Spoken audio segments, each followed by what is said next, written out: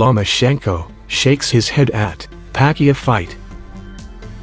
Today we gon' tell you the reason why Lomachenko scared and ducked a fight against Manny Pacquiao. Let's go back after Lomachenko win over Luke Campbell. The press asked Loma, what's next? Is it Pacquiao? Manny Pacquiao. What? Manny Pacquiao. No, Pacquiao. No. Pacquiao's not fighting this year. No, Pacquiao. No.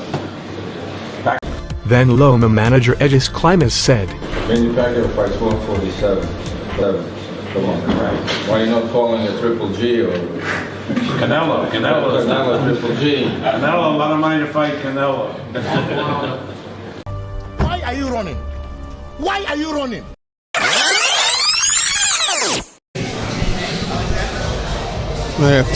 Radio Raheem here with Vasyl Lomachenko. So many people, now that Pacquiao is out of retirement, has your name as his next opponent in 2017. Has anyone actually talked to you in any real way about possibly facing Manny Pacquiao?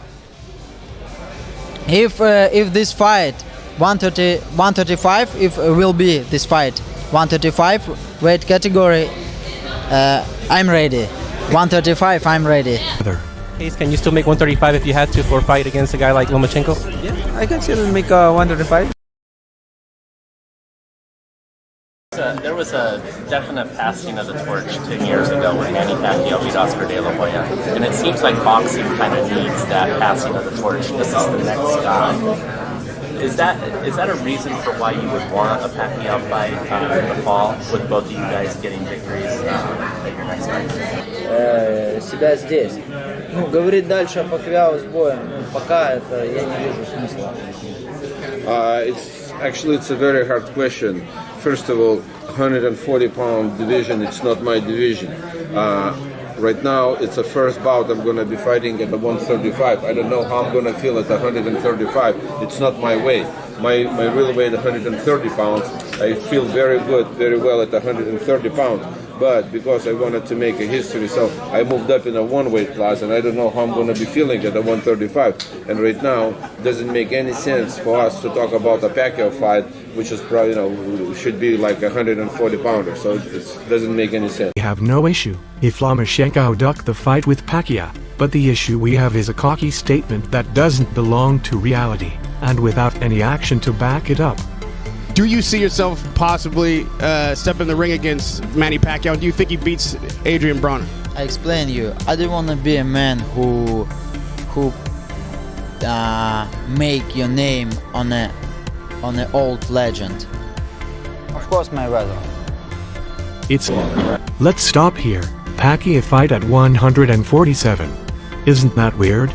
So while Lomachenko calls out Floyd Mayweather a week before his fight with Campbell. Who do you want to fight? No politics, no nonsense. Who do you want to fight? Anybody. Anybody. Of course, Mayweather. Isn't Floyd 147 fighter? So while Lomachenko ducked a fight against Manny Pacquiao at 135 last year and 138 catchweight this year, and he has no issue fighting Floyd Mayweather. Can you still make 135 if you had to for a fight against a guy like Lomachenko? Yeah, I can still make 135. Let's start with the size difference. If we add Manny Pacquiao to the tape of the tale of Lomachenko versus Campbell, we will see that Manny Pacquiao is the smaller fighter than Loma and Campbell. So the size excuse should not be the issue. The issue lies in Manny Pacquiao, aggression, speed, and ring IQ. Manny Pacquiao is a defensive genius. He faces his opponent sideways, as if he wants to throw kick, instead of standing square like traditional boxer. These kind of stands allow Pacquiao to dictate the distance and manipulate his opponent. Lomachenko on the other side uses nimble footwork to unsteady the opponent who stands in traditional boxing stands, and throwing flurries of punches through various angles. That's why Lomachenko was able to walk through these traditional boxers. Pacquiao's speed and awkward movement will be an issue for Lomachenko, since Loma thrives to fight from inside and from a closer distance. The speed and volume that Pacquiao will push Loma backward. Let's compare The same scenario in Pacquiao and Lomachenko from their last fights. Pacquiao has more flexibility and speed while doing maneuvers.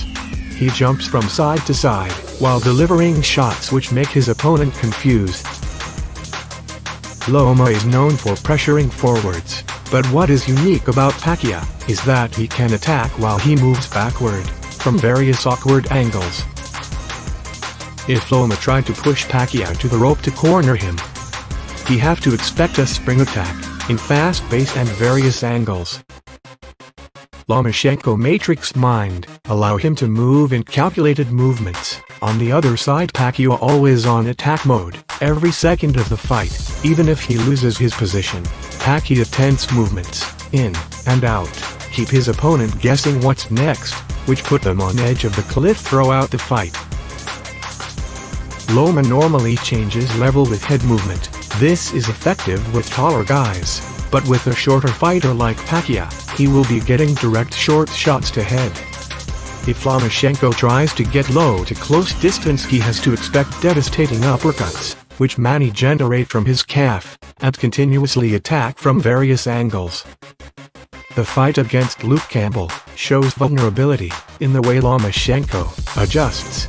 Campbell was able to land body shots throughout the fight, which made Loma slow down.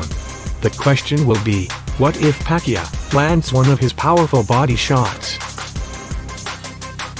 Campbell was able to land some clean shots, while Loma stands still.